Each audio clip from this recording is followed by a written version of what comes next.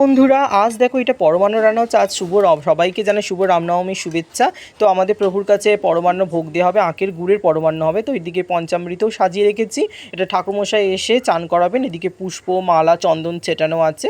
আর এদিকে দেখো কি সুন্দর সুন্দর ছোটো দুটো ধুতি পেয়েছিলাম শ্রীরাম লক্ষ্মণের জন্য। তো ঠাকুরমশাই এসে গেছেন, পুজোও শুরু করেছেন এবং কি সুন্দর করে নারায়ণশিলা স্নান করাচ্ছেন। আজকে ঠাকুরমশাই না এতটা টাইম দিয়েছে পুজোতে, কি বলবো, খুব সুন্দর করে পুজো করেছেন। অভিষেকটা দেখে মন জাস্ট ভরে গেল। পঞ্চামৃত যা ঘি, দই, দুধ, মধু, গঙ্গা জল সব প্রত্যেকটা আস্তে আস্তে করে মাখিয়েছে, ভালো করে স্নান করাচ্ছেন দেখুন। আর আপনারা অভিষেকটা দর্শন করুন, আপনাদেরও অমঙ্গল দূর হবে প্রভু শ্রীরামচন্দ্র রঘুবীরের দয়ায়। তো দেখো কত সবাই বলুন জয় জয় শ্রীরাম, জয় জয় শ্রীরাম, শ্রীরামচন্দ্র কি জয়, জয় সীতামাতা, জয় শ্রী লক্ষ্মণ, জয় বজরংবলী, জয় শ্রীরাম, জয় জয় শ্রীরাম। দেখো ঠাকুরমশাই কত সুন্দর মন্ত্রোচ্চারণ করছেন, আমার সত্যি মনটা সত্যি ভরে গেল। এইদিকে দেখো ডালা সাজানো আছে, আমরা সব মিষ্টান্নটি ফল দিই না। তো ঠাকুরমশাই পরমান্নতেও ফুল অর্পণ করলে খুবই ভালো লাগছে দেখে।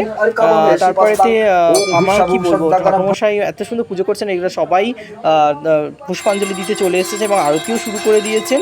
তো আরতি দর্শন করুন, সবাই পুজোটা ভালো করে দেখুন আর কেউ স্কিপ করবে না, ভিডিওটা পুরোটা দেখবেন। পঞ্চা আরতির পরে শুরু হয়ে গেল কর্পূর দিয়ে আরতি, সমস্ত আরতিটা আমি তুলেছি আর কি। তারপরেতে দেখুন চামর দিয়ে আরতি করবে, তারপরে ময়ূরের পাখা দিয়ে তো সবটা হয় না, চামরটা দিয়েই মনে হয় লাস্ট আমি ভিডিওটা করেছিলাম। যাই হোক, তো ভিডিওটা যদি সামান্যটুকুও ভালো লাগে তো একটা লাইক করবেন, শেয়ার করে দেবেন, কমেন্ট করবেন, আমাকে একটু আশীর্বাদ করবেন যেন একটু মানে ভিউজ বাড়ে। তো এটা আমি ঘোষগ্রাম থেকে মা লক্ষ্মীর পিকচারটা এনেছিলাম, সেটাও আরতি হলো। তো দেখো পুজোর পরে এইরকমই লাগছিলো, খুব সুন্দরই লাগছিলো। এটা প্রভু সচ্চিদানন্দ কি দারুণ লাগছে দেখুন।